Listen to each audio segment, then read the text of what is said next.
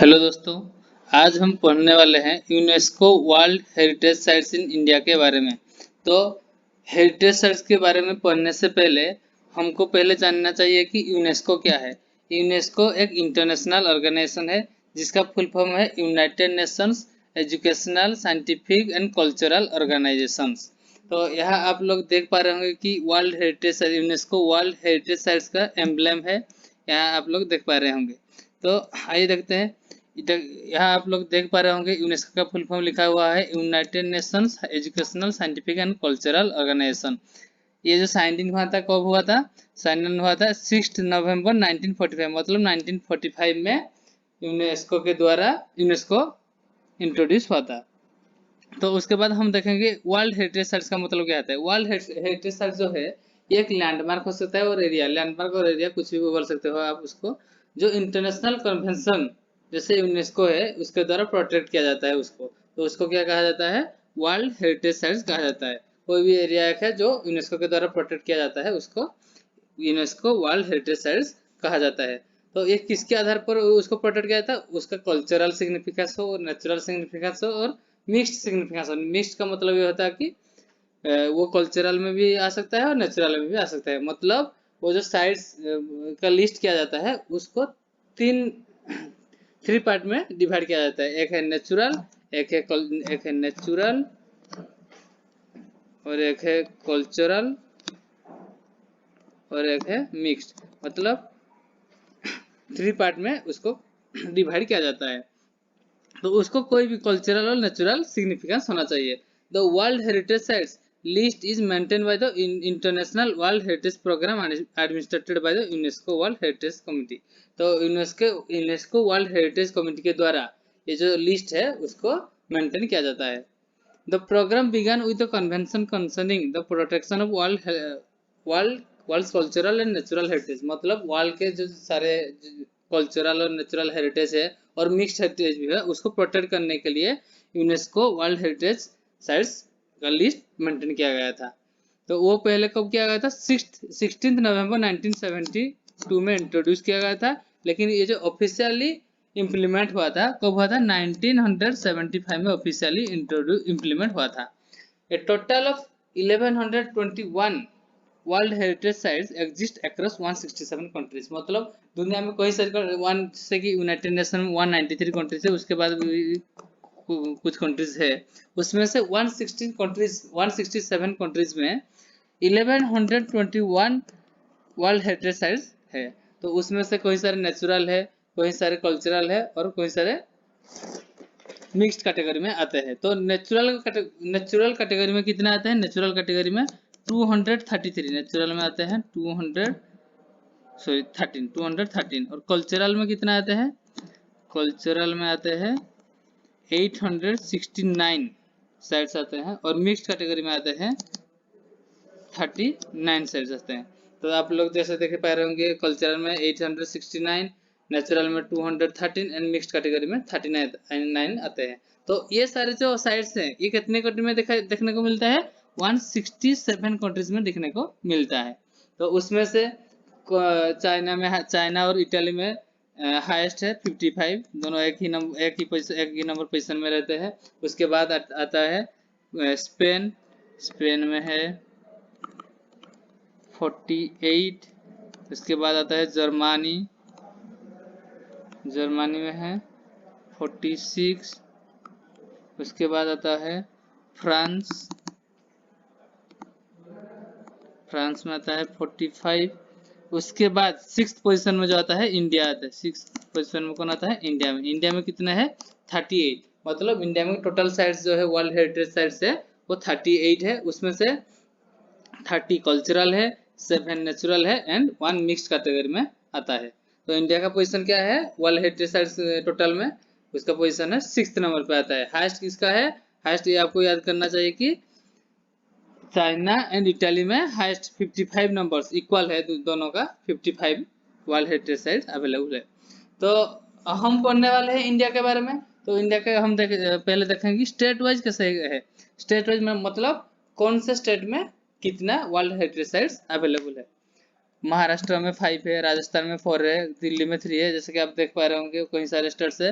लगभग काफी स्टेट्स में ये है, कुछ स्टेट्स में एक भी नहीं है।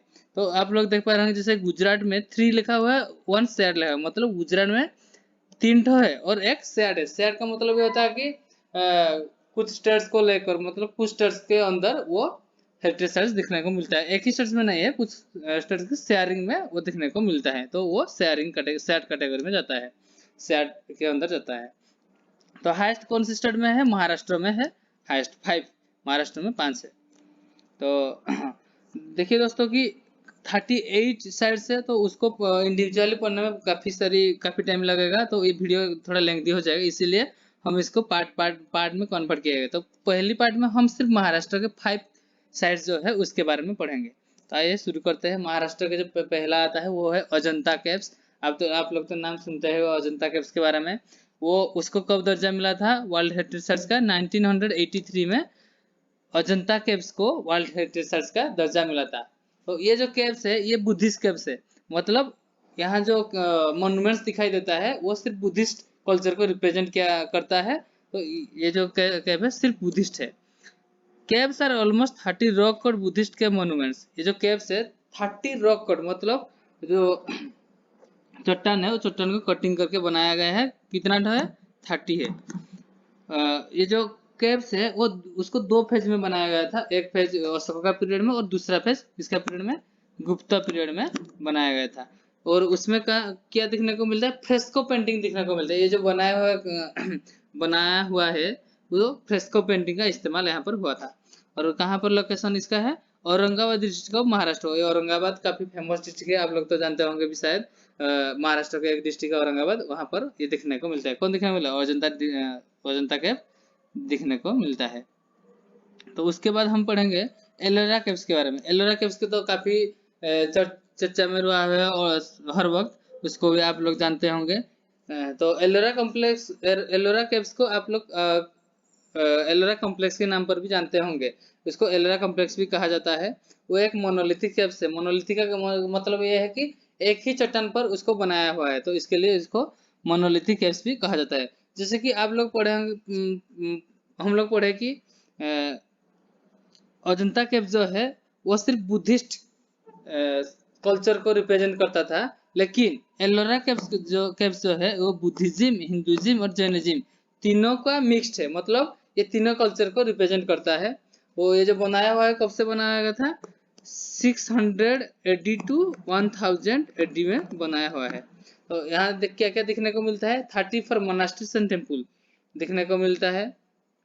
और ये जो यहाँ जो कल्चर दिखने को मिलता है और जो मॉन्यूमेंट्स दिखने को मिलते हैं वो एंशिएंट इंडियन सिविलाइजेशन को रिप्रेजेंट करता है। और यहाँ पर हम इंडियन हिस्ट्री को समझ सकते हैं, कुछ थोड़ा थोड़ा समझ सकते हैं, और लोग इंडिया के कल्चर के बारे में भी समझ सकते हैं। और बेसिकली किस किस को रिप्रेजेंट करता है? बुद्धिज्म, हिंदुइज्म और जैनिज्म को रिप्रेजेंट करता है। इसका भी लोकेशन वो औरंगाबाद डिस्ट्रिक्ट में भी है, महाराष्ट्र के औरंगाबाद डिस्ट्रिक्ट में है। तो उसके बाद हम देखेंगे एलिफेंटा केव्स। एलिफेंटा केव्स जो है उसको 1987 में वर्ल्ड हेरिटेज साइट्स का दर्जा मिला था।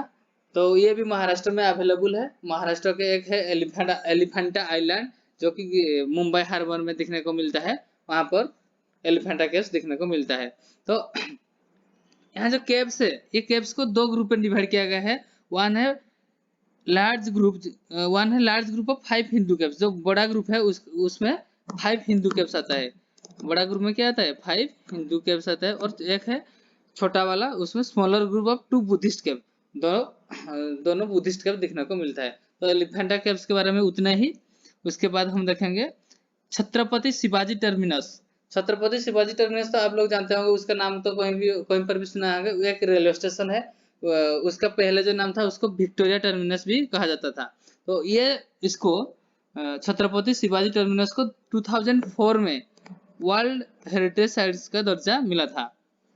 तो ये सेंट्रल रेलवेज का हेडक्वार्टर भी है जो मुंबई में अवस्थित है।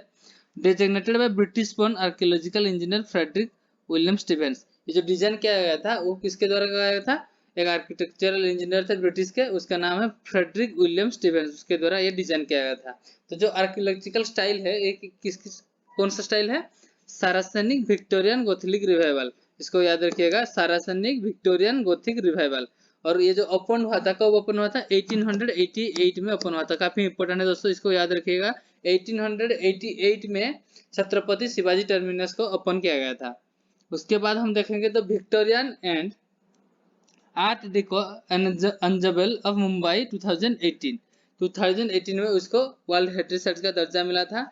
ये क्या है कि एक ही बिल्डिंग नहीं, कई सारे बिल्डिंग को मिलाकर ये हेरिटेज साइट बनाया हुआ है। जैसे कि इसमें आता है बॉम्बे हाई कोर्ट आता है, राजवाटी क्लॉक टावर आता है, एरोस सिनेमा आता है, तो यूनिवर्सिटी ऑफ मुंबई आता है। इसमें ये जो पिक्चर है आप लोग देख पा रहे होंगे, कोई सारी इमेज है, जैसे कि यहाँ देख पा रहे होंगे राजबाई क्लॉक है, यहाँ पर एक क्लॉक है, उसको राजबाई क्लॉक टावर, ये जो टावर है उसको राजबाई क्लॉक टावर कहा जाता है। तो देखिए दोस्तों कि हम सिर्फ आज महाराष्ट्र के बारे में पढ़ने वाले थे, तो महाराष्ट्र का 5 साइड हमारा कंप्लीट हो गया। तो अगली वीडियो में हम दूसरे स्टेट के बारे में पढ़ेंगे। आज के लिए सिर्फ इतना ही। थैंक यू दोस्तों। और वीडियो अच्छा लगा तो लाइक कर दीजिएगा, शेयर और कमेंट कर दीजिएगा जरूर, और चैनल को सब्सक्राइब करना नहीं भूलोगे। थैंक यू दोस्तों।